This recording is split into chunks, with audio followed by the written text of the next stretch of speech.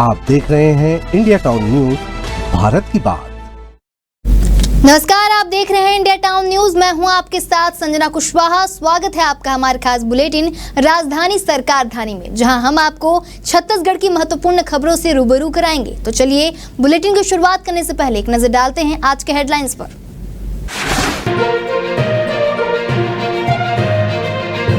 घोटाले में ईओडब्ल्यू की बड़ी कार्रवाई, जमीन अधिग्रहण में गड़बड़ी, मुआवजा राशि में भारी हेरफेर का आरोप, एसडीएम और तहसीलदार के ठिकानों पर रेड।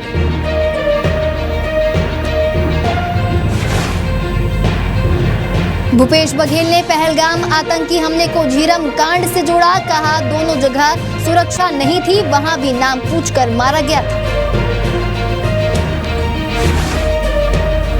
पहलगाम आतंकी हमले के बाद रायपुर से 800 बुकिंग कैंसिल, पर्यटक नहीं जाना चाहते कश्मीर। कपल के लिए 50,000 से 1 लाख तक आता है खर्च।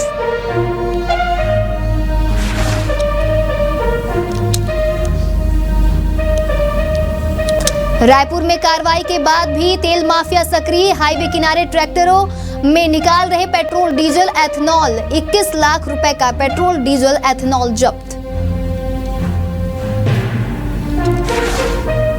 फर्जी कार्डियोलॉजिस्ट का एक और कारनामा आया सामने, पेट दर्द की वजह से फर्जी भर्ती मरीज के दिल का इलाज किया गया, थाने में शिकायत दर्ज।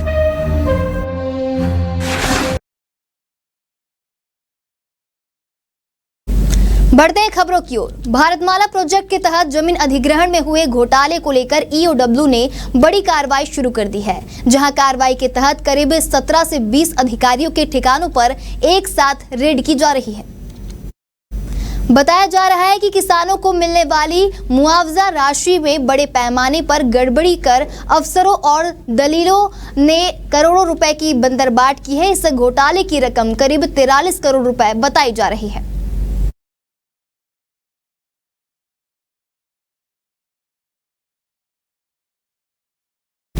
त्रिस्तरीय पंचायती राज संस्थाएं ग्रामीण विकास की मूल कड़ी है। मैं 5 साल पंच रहा और निर्विरोध रूप से सरपंच का दायित्व संभालने का अवसर भी मिला।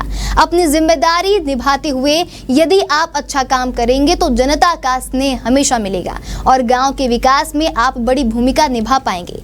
मुख्यमंत्री विष्णुदेव साय ने राजधानी रायपुर से अटल डिजिटल सुविधा केंद्र का वर्चुअल शुभारंभ कर पंचायत प्रतिनिधियों और ग्रामीणों को संबोधित करते हुए यह बातें कही। उन्होंने कहा कि पंचायती राज दिवस के खास मौके पर शुरू हुई इस योजना से छत्तीसगढ़ के ग्रामीण इलाकों में डिजिटल क्रांति आएगी और प्रदेश के सरकारी सेवाओं और योजनाओं की पहुंच आज आम लोगों तक सुगम होगी। इस मौके पर मुख्यमंत्री ने जल संरक्षण के उद्देश्य से प्रदेश के 11,993 ग्राम पंचायतों में मोर गांव मोर पानी महाअभियान का शुभारंभ कर पंचायत प्रतिनिधियों और नागरिकों से जल संरक्षण का आह्वान करते हुए शपथ दिलाई।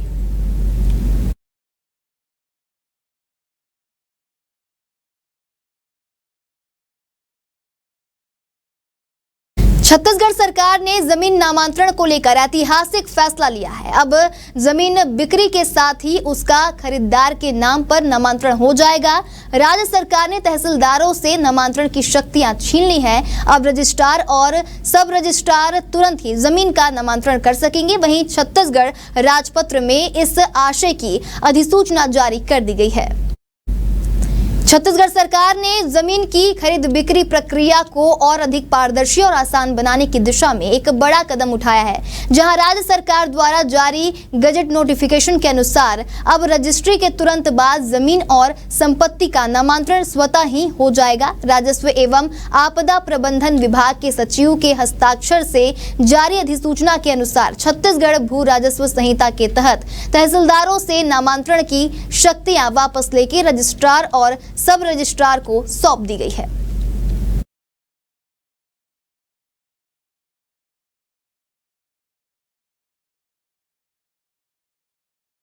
छत्तीसगढ़ की राजधानी रायपुर में स्थित एम्स ने अंग प्रतिरोपण के क्षेत्र में महत्वपूर्ण उपलब्धि हासिल करते हुए पहला सफल स्वैप किडनी ट्रांसप्लांट किया है। एम्स के अधिकारियों ने यह जानकारी दी है।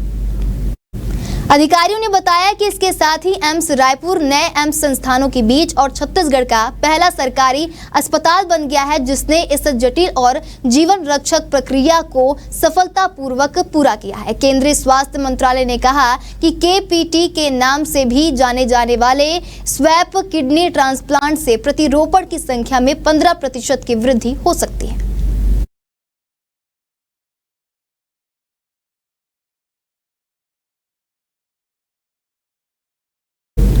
पहलगाम में हुए आतंकी हमले की पूर्व मंत्री और कांग्रेस नेता मोहम्मद अकबर ने बड़ी निंदा करते हुए मृतकों को भावभीनी श्रद्धांजलि दी है। उन्होंने आतंकी हमले में प्राणों की आहुति देने वाले नागरिकों को शहीद का दर्जा दिए जाने की बात कही है। अकबर ने कहा कि आतंकवादियों की कायराना हरकत से देशवासियों में गुस्सा है। जम्मू कश्मीर में फंसे नागरिक देश लौटने के लिए परेशान है, क्योंकि विमान कंपनियों ने किराए में बेतहाशा बढ़ोतरी कर दी है।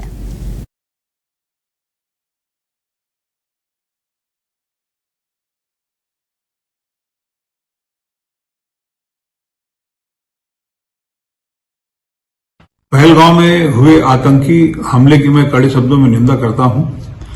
मृतकों के प्रति अपनी श्रद्धांजलि अर्पित करता हूं और सरकार से मैं ये मांग करना चाहता हूं कि जो मृतक हैं, जिन्होंने अपने प्राणों की आहुति दी है, उनको शहीद का दर्जा प्रदान किया जाए। मृतकों के प्रति उनके मृतकों के परिवार के प्रति पूरी संवेदना है। वहां जम्मू कश्मीर में अभी भी बहुत बड़ी संख्या में लोग फंसे हुए हैं। विमानन कंपनियों ने अपना किराया बहुत अधिक बढ़ा दिया है, जिसके कारण उनको कठिनाइयों का सामना करना पड़ रहा है। सरकार से मांग है कि सरकार को चाहिए कि ऐसे लोगों को जो देश के अलग अलग हिस्से से आए हुए हैं वहां, उनको उनके घरों तक पहुंचाने की व्यवस्था कराए।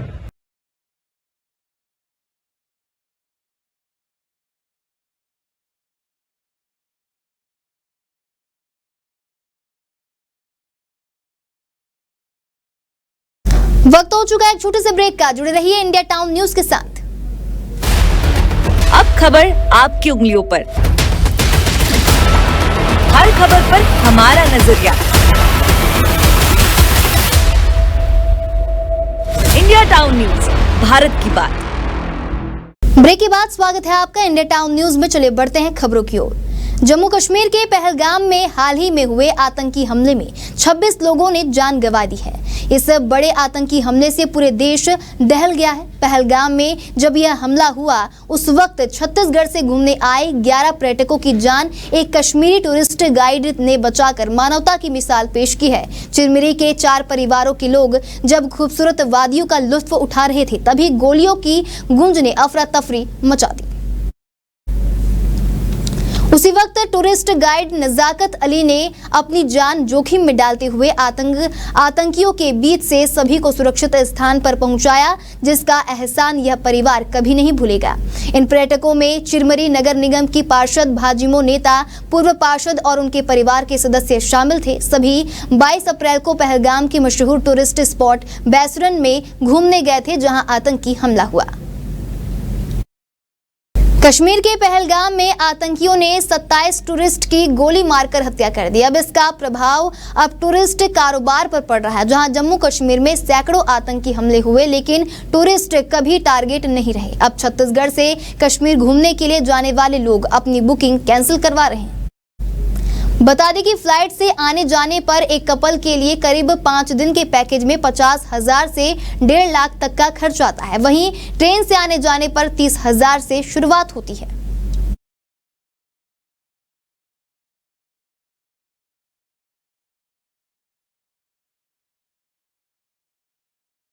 रायपुर के मंदिर हसौद इलाके में पेट्रोल, डीजल, एथेनॉल बेचने वाले सक्रिय हैं, जहां 4 दिन पहले एसएसपी के निर्देश पर एएसपी विवेक शुक्ला ने तेल माफिया के ठिकानों पर दबिश दी थी। इसमें 4 आरोपियों को पकड़ा गया था। इन आरोपियों से 21 लाख रुपए का पेट्रोल, डीजल, एथेनॉल जब्त किया गया। दरअसल पुलिस को मुखबिर से सूचना मिली कि कुछ लोग इंडियन ऑयल और HPCL टैंकरों से अवैध रूप से पेट्रोल, डीजल और एथेनॉल निकालकर अपनी निजी यार्ड में ड्रमों में संग्रहित कर रहे हैं। यह घातक और गैरकानूनी स्टोरेज न केवल सुरक्षा को खतरे में डाल रहा था, बल्कि कानून का भी उल्लंघन था। रायपुर पुलिस ने स्पष्ट किया कि सार्वजनिक सुरक्षा से खिलवाड़ करने वाले ऐसे अवैध कार्यों के खिलाफ भविष्य में भी इसी तरह की सख्त कार्रवाई की जाएगी।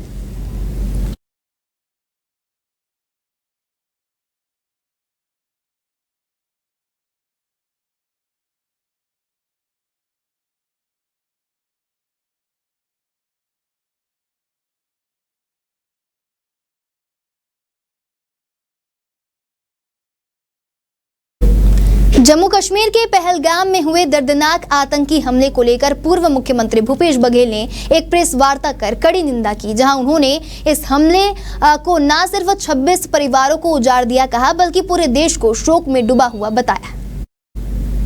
बघेल ने इस आतंकी घटना को झीरम घाटी की घटना से जोड़ते हुए केंद्र सरकार की नाकामी पर सवाल उठाए। वहीं संविधान बचाने के लिए कांग्रेस पार्टी की ओर से आयोजित की जा रही संविधान बचाओ रैली पर भी विस्तृत चर्चा की और भाजपा की आलोचना की। भूपेश बघेल ने कहा कि झीरम में भी नाम पूछ कर मारा गया था, वहां पर भी 33 लोग मारे गए थे और पहलगाम में भी 26 लोगों की जान गई है। पहलगाम में भी पुलिस बल और अर्धसैनिक बल मदद के लिए सामने नहीं आए थे।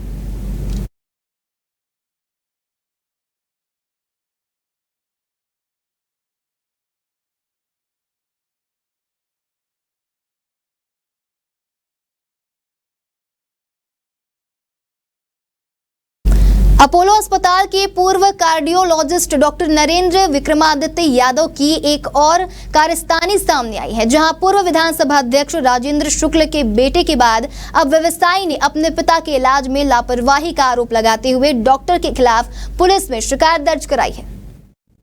व्यवसायी सुरेश टुटेजा ने सरकंडा थाने में दर्ज कराई अपनी शिकायत में आरोप लगाया कि उनके पिता भगत राम को पेट दर्द की शिकायत पर 2006 में अपोलो अस्पताल में भर्ती कराया गया था, जहां डॉक्टर नरेंद्र जॉन केम ने दिल का इलाज करने लगे, जिसकी वजह से उनकी मौत हो गई। पुलिस ने डॉक्टर के खिलाफ इलाज में लापरवाही का मामला दर्ज कर विवेचना शुरू कर दी है। मामले में डॉक्टर से पूछताछ के लिए जल्द ही दमोह जाया जाएगा, जहां पुलिस ने इलाज में लापरवाही के मामले में गिरफ्तार किया है।